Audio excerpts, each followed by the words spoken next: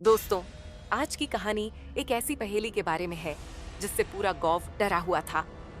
किसी की भी हिम्मत नहीं थी कि वह उस पहेली को सुलझाकर गांव को बचा सके।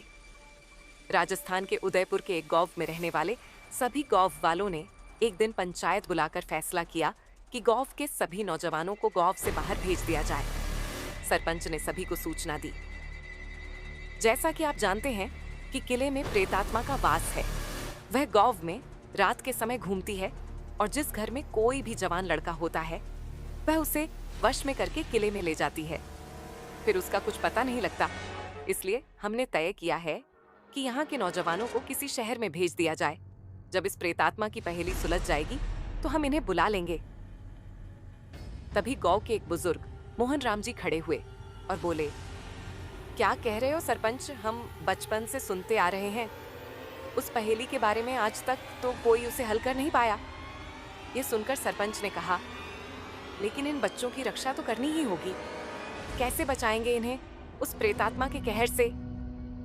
तभी संजय, जिसकी उम्र 25 साल थी, वह बोला, सरपंच जी, वह पहेली तो बताइए और हम उसे सुलझाने की कोशिश करते हैं।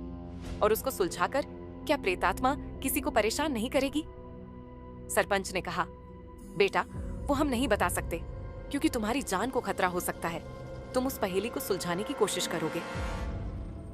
ये बात सुनकर गांव के कुछ लोग तो अपने बच्चों को शहर भेजने के लिए तैयार हो गए, लेकिन ज्यादातर इस बात को मानने को तैयार नहीं थे। सरपंच ने सबको समय दिया सोचने के लिए। सभी गांव वाले अपने अपने घर चले गए।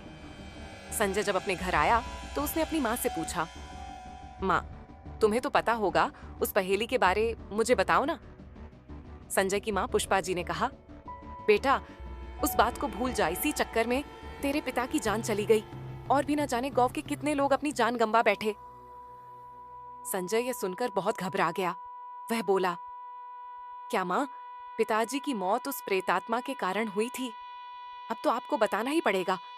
मैं उससे अपने पिता की मौत का बदला लेकर रहूंगा। पुष्पा जी उसे ने कहा, बेटा, हम सब बड़े लोगों ने मिलकर यह फैसला किया है कि बच्चों को इस बारे में कुछ नहीं बताएंगे। तुझे मेरी कसम, मुझसे कुछ मत पूछ। संजय कसम देने से चुप रह गया, लेकिन उसके मन के अंदर एक तूफान उठ रहा था कि उसके पिता की मौत का बदला कैसे ले। अगले दिन वह अपने दोस्तों से मिला और उन्हें सारी बात बता दी। उसका दोस्त नीरज बोला, भाई, मेरे भी चाचा ऐसे ही मारे गए। हमें पता लगाना ही होगा। यह सुनकर संजय ने कहा, भाई, गांव में तो कोई कुछ बताएगा नहीं। हमें गांव के बाहर जाकर किसी से पता करनी चाहिए। आखिर बाहर के लोगों को भी तो इसके बारे में पता होगा। अगले दिन का समय तय करके सभी दोस्त गांव बाहर जाकर दूसरे गांव में पहुंच गए। वहां जाकर उन्होंने पूछताछ की। तभी उन्हें एक बुढ़िया माई मिली। बुढ़िया माई के घर पहुंचकर संजय और नीरज ने उनसे पूछा। बुढ़िया माई की बात सुनकर दोनों के होश उड़ गए। उन्होंने कहा, बेटा, उस गांव के ही नहीं, कई गांवों के लोग मारे जा चुके हैं उस पहेली के चक्कर में। संजय बोला, मान जी, मेरे पिता भी जा चुके हैं। आप बस ये बताओ, वह पहेली है क्या? तब बुढ़िया माई ने कहा, बेटा, अगर तुम वहां कभी मत जाना, इसी शर्त पर मैं तुम्हें बताऊंगी। संजय और नीरज मान जाते हैं। तब वह बुढ़िया माई कहती है, उस किले में एक राजा राज करता था। हम सब उसकी प्रजा थे। राजा रानी बहुत भले थे, सबका कल्याण करते थे। कुछ सालों बाद रानी ने एक कन्या को जन्म दिया। उसका नाम था कोमलमती। जब वह पैदा हुई थी उस दिन चंद्र ग्रहण था। नकारात्मक शक्तियां ऐसे में बहुत ताकतवर होती हैं। उसमें से एक नकारात्मक शक्ति ने उस कन्या पर अपना कब्जा कर लिया। जब तक वह छोटी थी तब तक तो सब ठीक था, लेकिन जैसे जैसे वह बड़ी हुई उसका स्वभाव बदलने लगा। वह तंत्र मंत्र करने लगी। जब उसके पिता ने उसे शिक्षा के लिए भेजना चाहा तो वह बहुत गुस्सा हो गई। कहते हैं, रात को उसने अपने माता पिता दोनों को मार दिया और महारानी बनकर राज करने लगी। वह गरीबों पर बहुत अत्याचार करती थी। सभी उसके राज्य में परेशान रहते थे। एक दिन वह तंत्र मंत्र कर रही थी। तब उसने मंत्रों की शक्ति से राजा का सारा खजाना महल में ही एक गुप्त स्थान पर छिपाकर उस जगह को ताले में बंद कर दिया। सेनापति राघव, जो कि उससे बहुत प्यार करता था, उसने शादी का प्रस्ताव रखा। जिसे सुनकर कोमलमती बहुत गुस्सा हो गई और सौनिकों को उसे कैद कर जेल में डालने के लिए कहा। लेकिन सैनिक सेनापति को बहुत पसंद करते थे। उन्होंने रानी की बात नहीं मानी।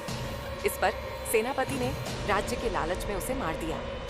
लेकिन जब वह राजा बना तो खजाने में एक भी पैसा नहीं था। बहुत ढूंढने पर भी खजाना नहीं मिला। राज्य में भूखमरी फैल गई।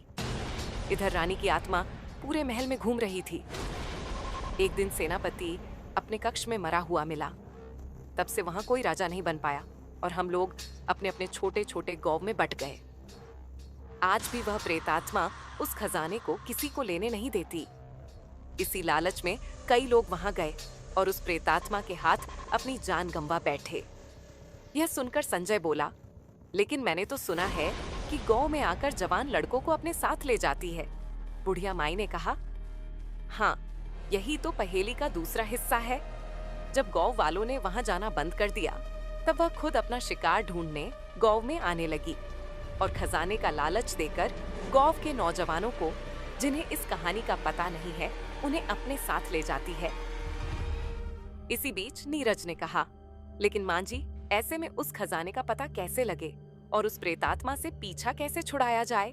बुढ़िया माई से सारी बात सुनकर दोनों वापस आ गए।